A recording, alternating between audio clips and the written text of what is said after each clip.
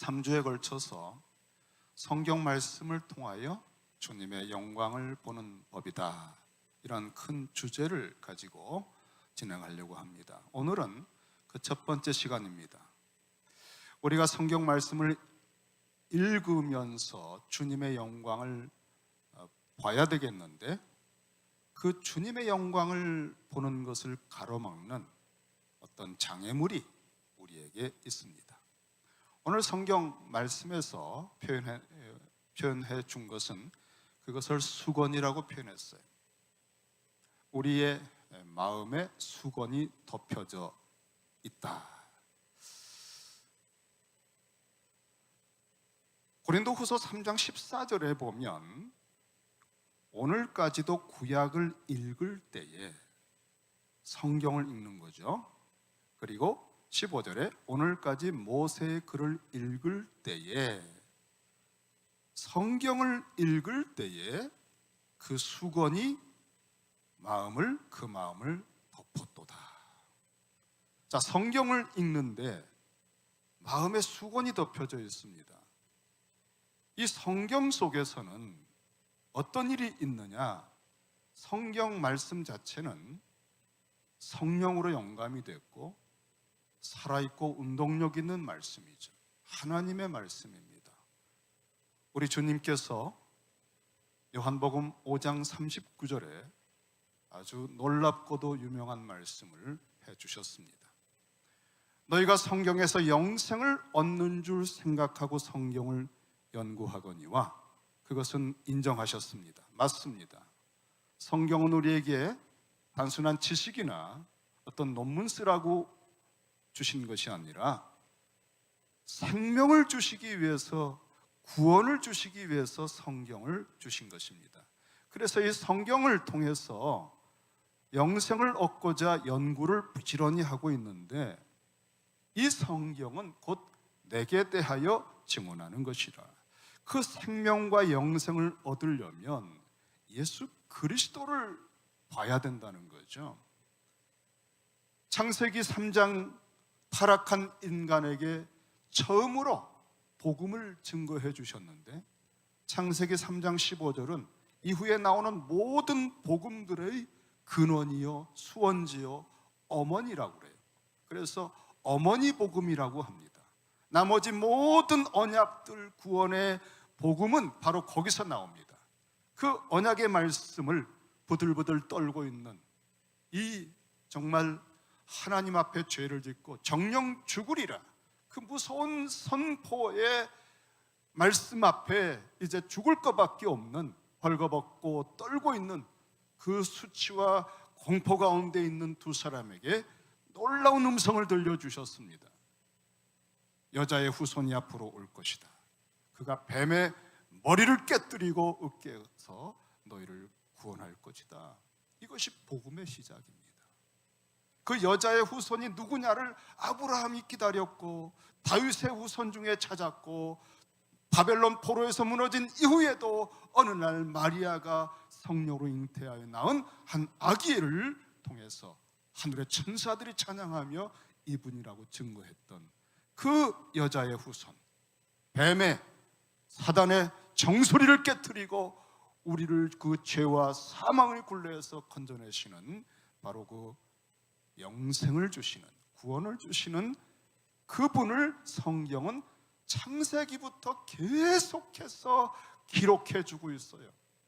그것을 성막의 형태로, 또는 출애굽의 유월절 어린 양의 형태로, 또는 대제사장의 모습으로, 또는 선지자들의 모든 모습들로, 왕들의 통치의 형태로 온갖 유형을 통해서 이 그리스도의 생명 주시는 구원의 사건을 보여주고 있었습니다. 그러므로 구약성경 전체는 바로 예수 그리스도의 영광이 번뜩번뜩 빛나고 있습니다. 그 광맥이 그 모든 구약성경에 내재되어 있습니다. 그런데 이 구약성경을 열심히 연구하고 부지런히 읽고 또 읽는 너희들이 어찌하여 나를 이렇게 대적하느냐? 이상한 일이죠, 여러분.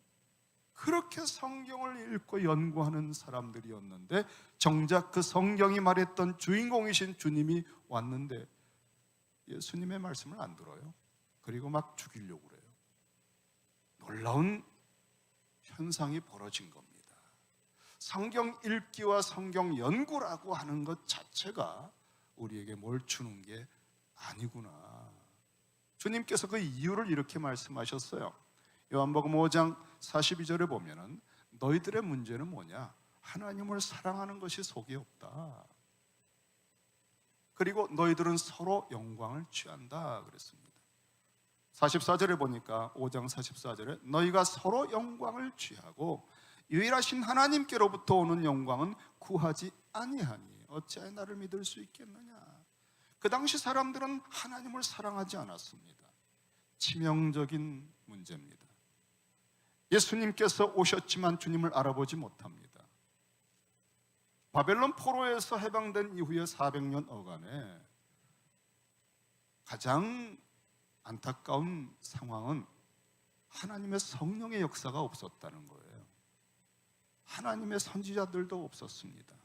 그러니까 이들은 헬라어나 로마에 짓밟히면서 그 선민의식에 자존심이 상하면서 이를 악물고 성경을 파고 연구하면서 거기에서 자기들의 미래에 대한 좋은 구절들을 뽑아내고 메시아에 대해서도 강력한 정치적 군사적 메시아의 구절만을 뽑아내서 그것으로 조합해서 자기들의 이 열등감, 아픔, 상처, 트라우마 이런 것들을 덮어주고 커버해주고 그나마 생존케 하는 격려의 메시지만을 가지고 유대주의라고 하는 그런 율법주의의 성경을 만들어낸 것입니다.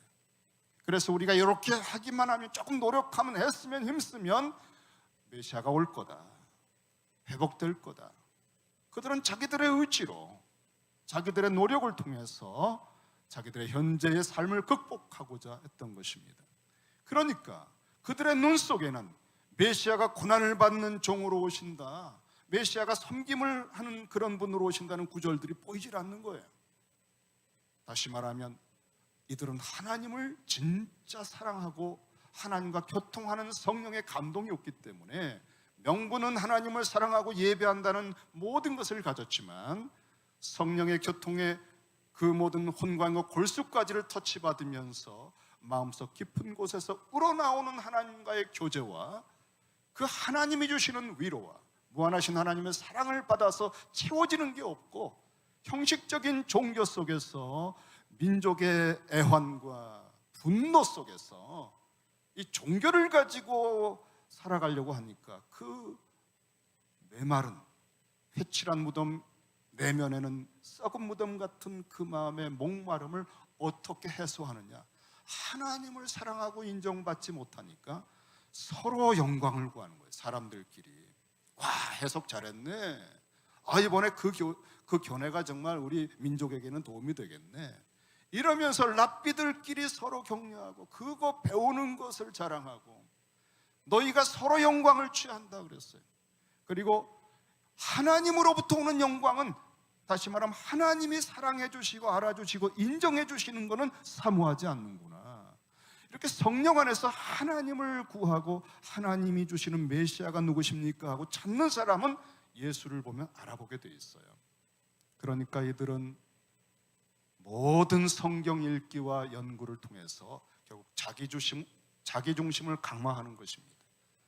하나님의 뜻을 찾는 게 아니에요. 자기 민족을 구하기 위해, 유대주의를 강화하기 위해 그렇게 살아가는 종교 행위로 말씀을 읽고 연구하고 회당에서 가르친 것입니다.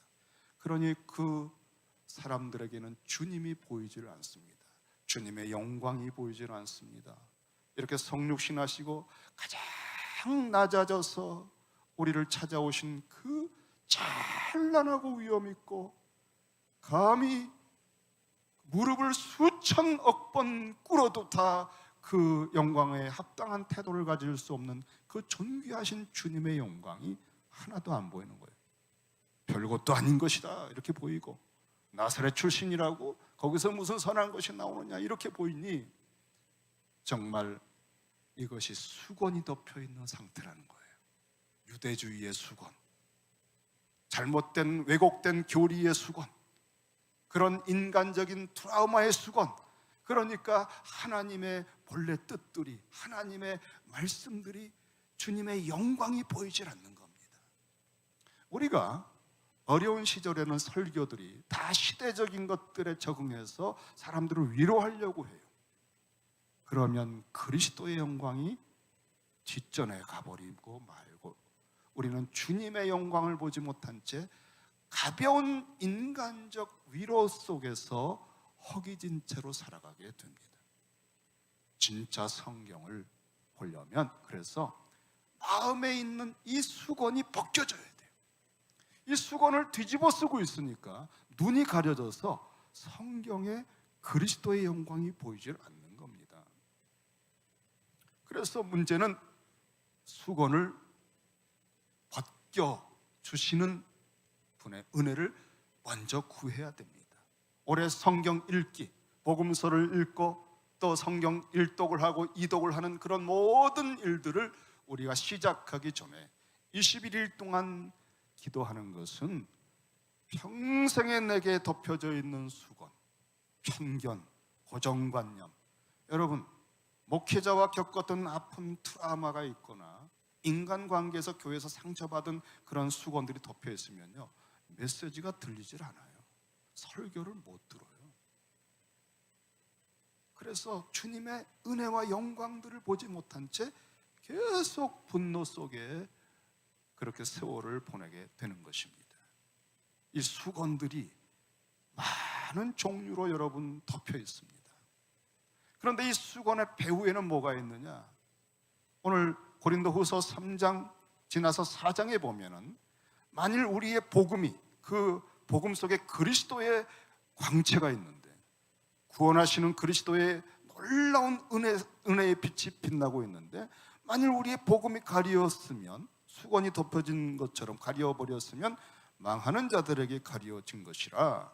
그 중에 고린도후서 4장 4절에 그 중에 이 세상 신이 믿지 아니하는 자들의 마음을 혼미하게 하여 그리스도의 영광의 복음의 광채가 비치지 못하게 함이니 그리스도는 하나님의 형상이니라. 우리가 하나님의 형상으로 지음을 받았지만 타락해서 다 일그러지고 아주 문둥병 환자처럼 다 그 형상들이 무너져 버렸어요. 그런데 그리스도는 완전한 하나님의 형상입니다. 그 그리스도의 복음 속에 그 형상의 원형이 비쳐서 우리 마음에 들어오면 내 속에 막 소송하는 역사가 일어나요. 성화가 일어나요. 변화가 일어나요. 그런데 이것을 가로막는 것이 이 세상 신 마귀입니다. 마귀는 어떻게 하든지 복음 속에 있는 그리스도의 광채가 메시지를 통해서, 성경 읽기를 통해서 우리의 마음속에 들어오지 못하게 차단하는 것입니다. 그래서 여러분, 이 수건들은요, 이 마귀의 모든 직조물들이에요. 모든 거짓말로, 섭섭함으로, 온갖 방법으로 그리스도의 은혜의 영광의 광채가 내 심령 속에 들어오지 못하게 차단해 놓은 것입니다. 이런 걸 그대로 가진 채로 계속 신앙생활을 하면 우리가 듣고 배우고 아는 지식, 성경들이 오히려 사람을 해치는 검이 될 수 있어요. 무슨 얘기하면 말씀으로 막 반박하고 공격하고 그렇죠. 여러분, 우리가 알고 있는 지식이 참 우리를 교만하게 만듭니다. 그래서 여러분, 정말 올 한 해 다른 것보다 먼저 이 수건을 벗겨내야 돼요. 그래야 밝히 눈을 뜨고, 바로 오늘 말씀, 굉장히 중요한 말씀 자주자 들었잖아요. 어떻게 해야 우리가 변화가 되고 성화가 되느냐? 고린도후서 3장 18절입니다.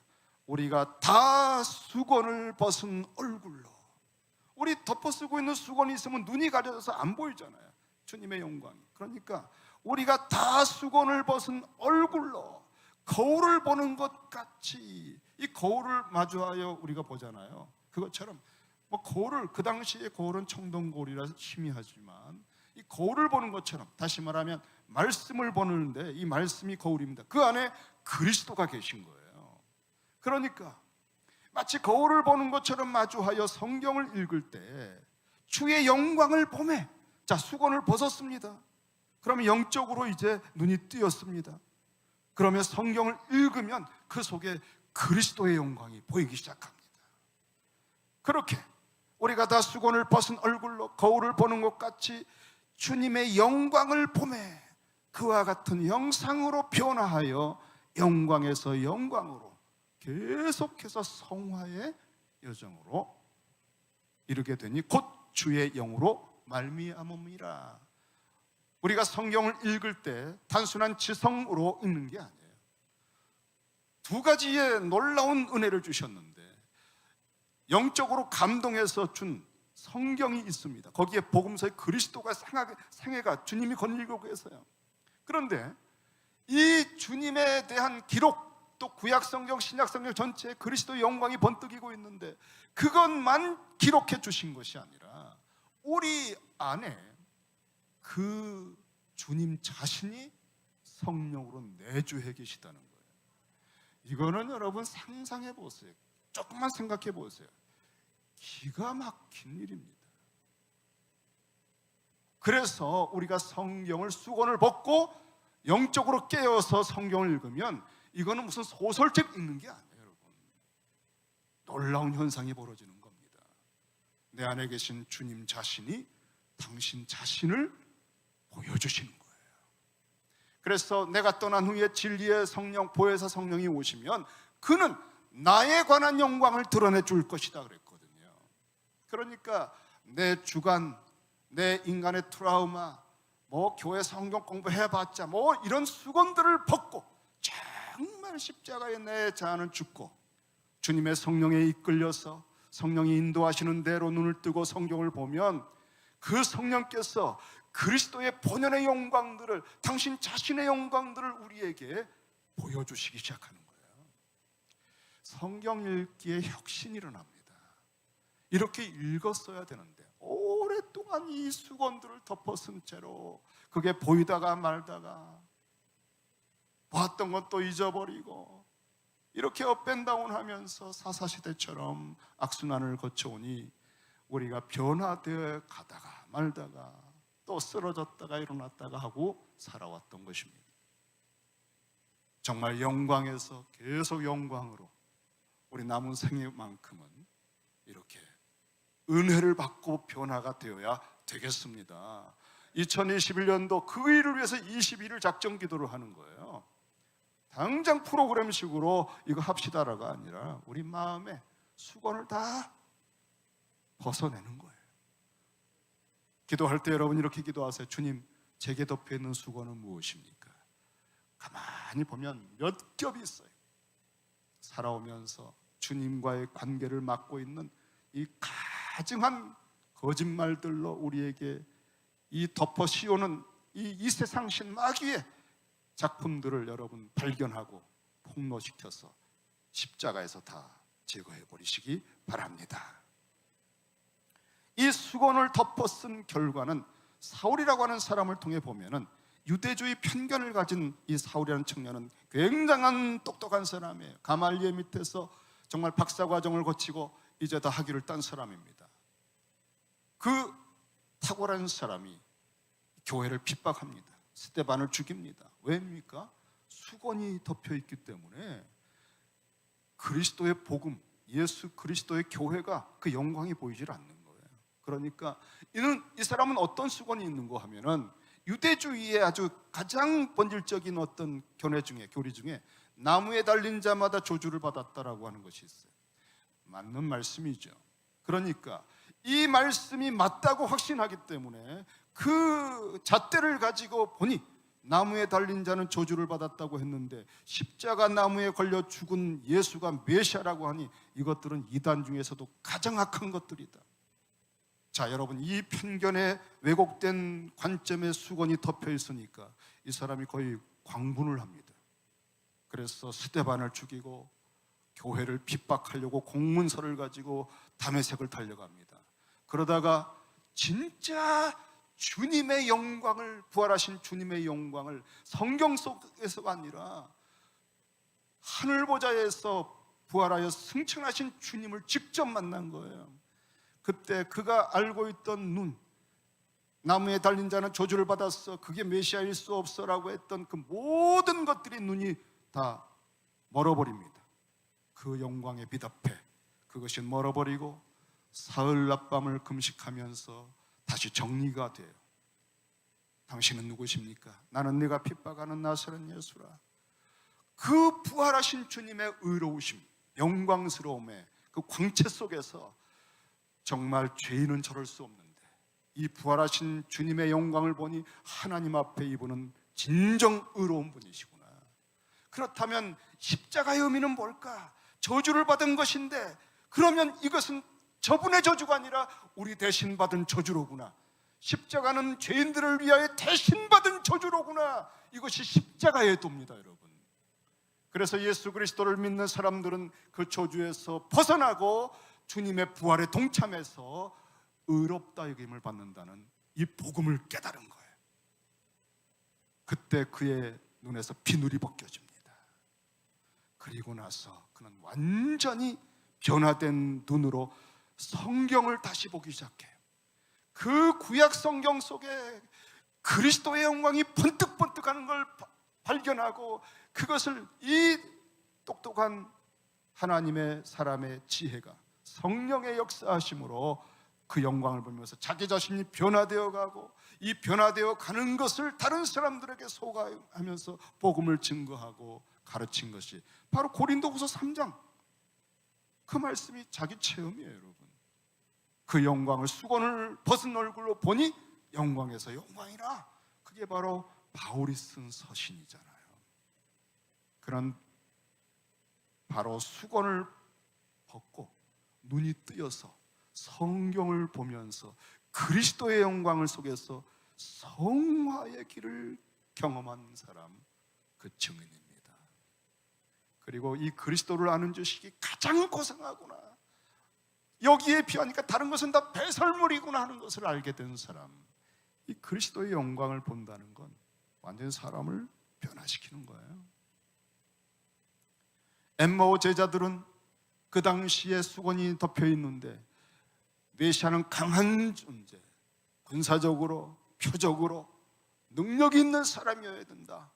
그래서 초기에 주님께서 표적을 일으키고 몇만 명의 군중을 끌고 다닐 때 우리는 그가 말과 일에 능한 자요 우리를 구속할 자로 여겼다 그랬습니다. 그런데 덜컥 십자가에서 죽어버린 거예요.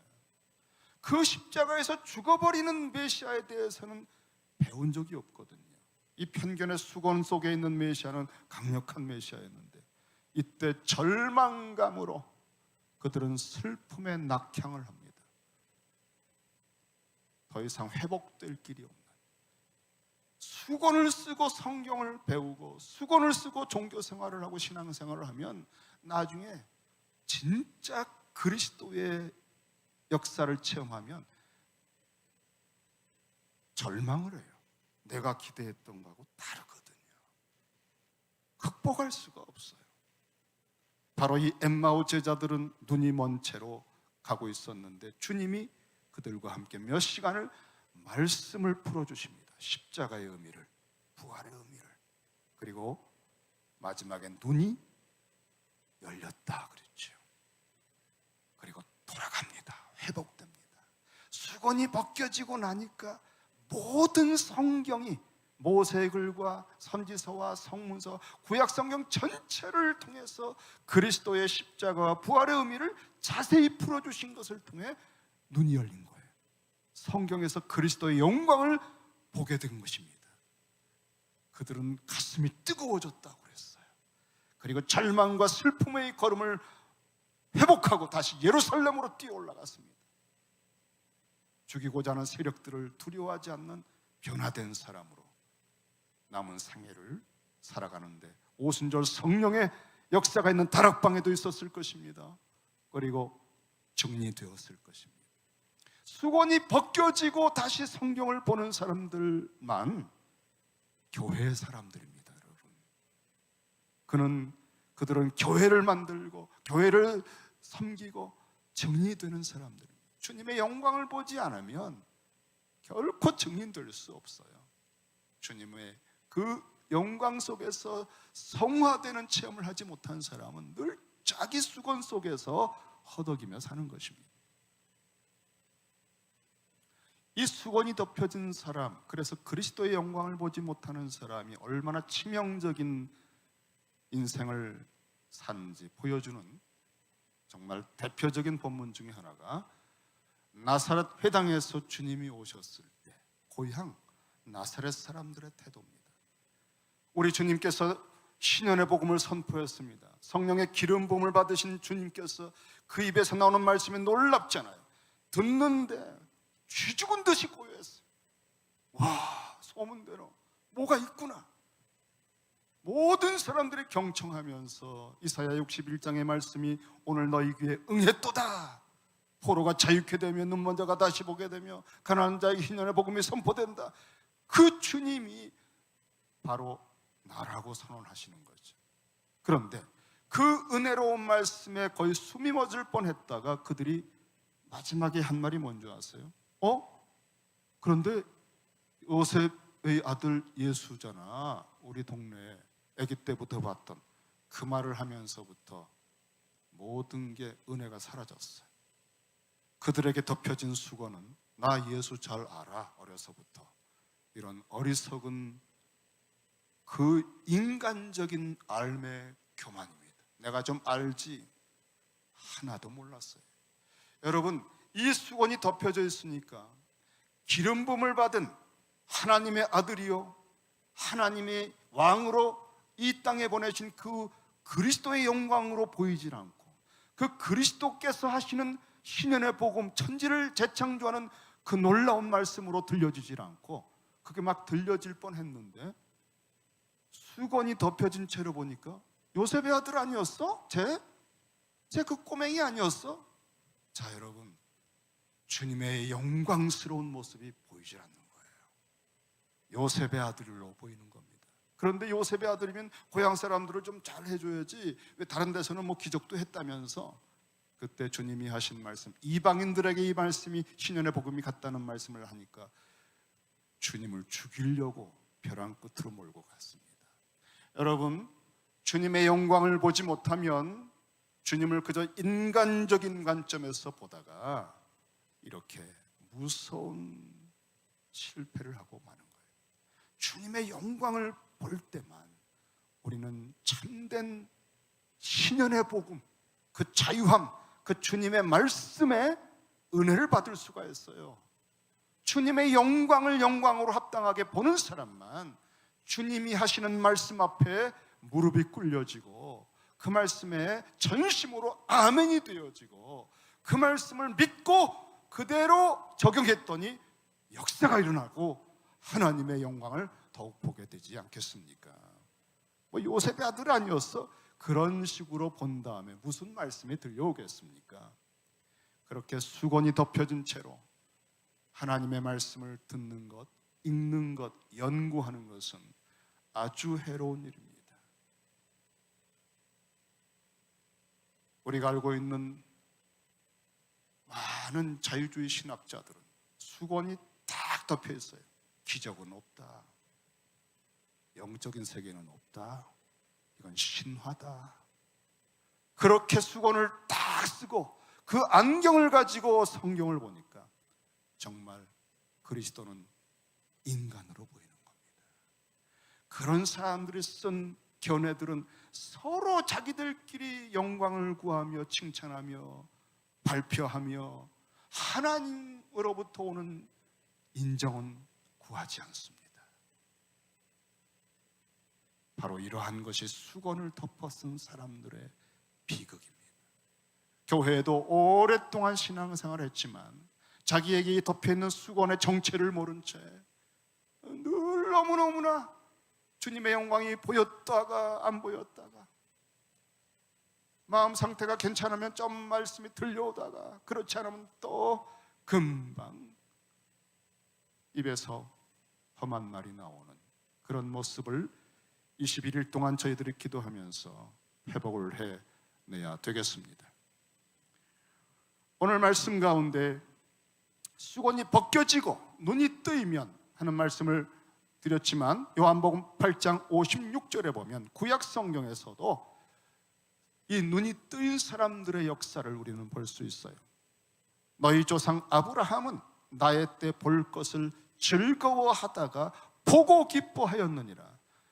이 아브라함은 99세 때 우리 하나님께서 오셔서 나는 전능한 하나님이라고 책망하시듯 하시는 말씀을 듣고 그때 돌이키면서 수건이 벗겨집니다.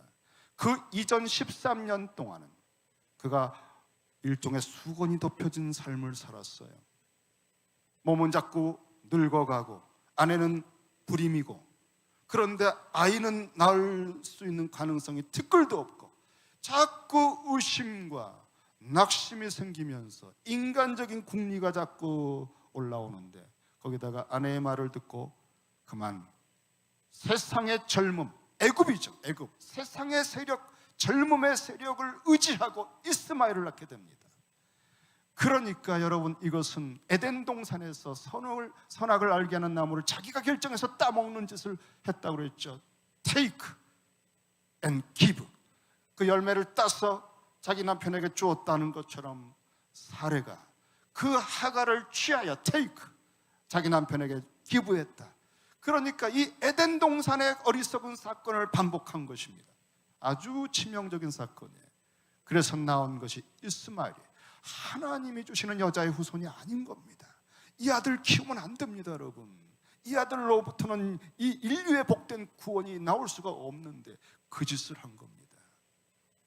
눈이 멀었던 겁니다. 그 순간에 수건에 덮여졌던 거예요. 잘못 본 거예요.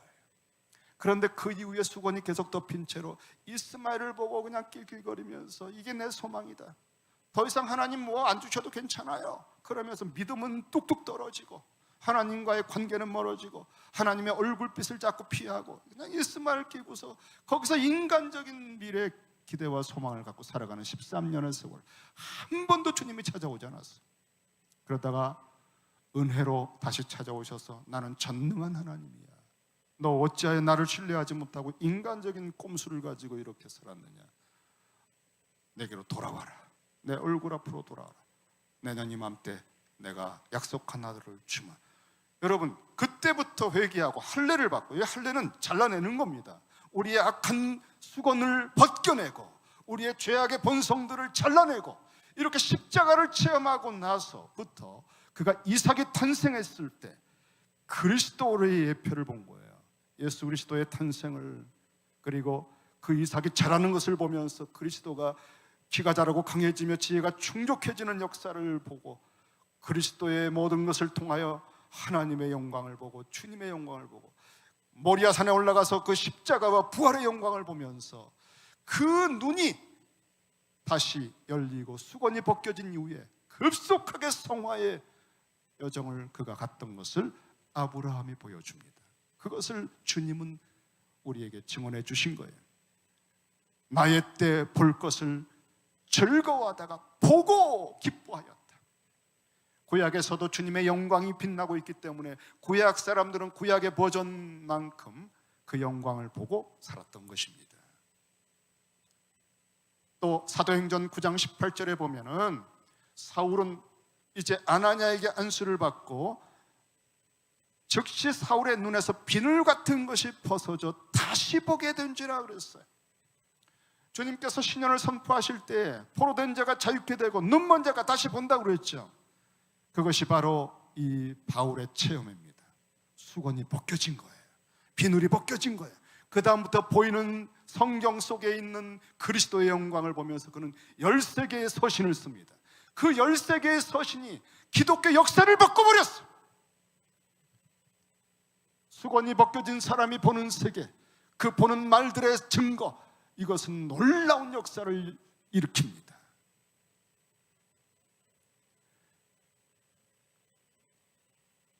우리는 또 요한이라고 하는 사람을 알고 있어요. 우레의 아들로 얼마나 격정적인 사람인지 몰라요. 하지만 그는 요한복음 1장 14절에 보면 우리가 그의 영광을 보니, 평생 3년 동안 주님의 영광을 보면서 그는 그 격렬했던 혈기 많은 청년이 완전한 성화의 극치 사랑의 사도로 변화되는 것을 보았습니다. 수건이 벗겨지고 주님의 영광을 보면서 그의 변화가 우리에게 증거합니다. 주님의 영광을 보라. 우리는 또 사도행전에서 루디아라고 하는 여인이 기도하고 있었습니다. 사모하고 있습니다. 하지만 유대주의 속에 머물러 있습니다. 유대주의의 수건이 아직도 그를 덮고 있습니다. 뭔가 확실하게 보이질 않습니다. 그때 바울이 그에게 찾아와서 말씀을 전하는데, 사도행전 16장 14절에 보면 주께서 그 마음을 열어, 마음에 덮여진 수건을 벗겨주시고 마음을 열어서 영적인 것이 통하게 하실 때에 바울의 말, 그 신년의 복음이 그것을 듣게 하셨다, 따르게 하셨다.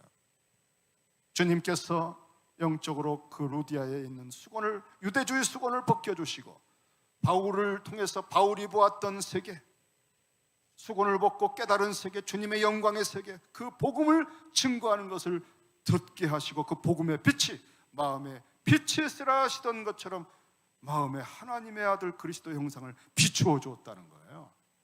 그때에 루디아는 유럽 최초의 교회를 개척하며 그 이후에 바울의 모든 선교를 후원하는 하나님의 사람으로 놀랍게 쓰임을 받습니다. 우리는 엠마오 제자들도 주님의 말씀을 들으며 모세의 글과 선지서와 시편에 주님은 당신의 영광을 너무너무나 자세히 알고 있으세요. 다른 사람은 다 못 본 것들을 주님은 매일 묵상하며 당신의 그 성취를 기도했습니다. 그것을 풀어주실 때 그 말씀의 영광을 비추면서 가슴이 뜨거워지고 눈이 열려서 그리스도를 알아보았다 그랬죠. 수건이 벗겨진 사람들을 우리는 보았습니다. 이제 그 수건이 벗겨질 사람들 차례가 누구일까요? 오늘 이 말씀에 비추어 보니까 이제 누구에게 그 순서가 온 것 같아요? 시카고의 어느 교회의 순서가 왔는데 바로 여러분. 이거 노래 제목 아니에요? 바로 여러분이에요. 이제는 여러분 차례입니다. 여러분 마음에 덮여있는 수건이 이제 벗겨질 차례가 된 것입니다. 정말 21일 동안 수건을 알게 해주세요. 내게 어떤 수건이 덮여있는지, 무의식 속에 있어요. 잘 몰라요. 그래서 내가 그런 짓들을 하는 거예요. 나도 내가 누군지 모를 만큼 오래된 수건들입니다. 그런 트라우마들, 고정관념들, 중독들, 습관들, 편견들, 그런 것들이 이제는 내 회로화가 되고 내 무엇이 되고 내 습관이 돼서 나도 모르게 너무나 그 일이 내 삶이 되어버렸습니다. 그 수건의 정체를 파악하고 십자가에 못 박고 하나씩 벗겨내고 정말 마음이 청결한 자는 하나님을 본다고 그랬잖아요. 이제 그 순서가 우리에게 온 것입니다. 베들레헴 교회에 온 것입니다. 성경을 읽기 전에 바로 그 작업을 해야 되겠습니다. 기도하십시다.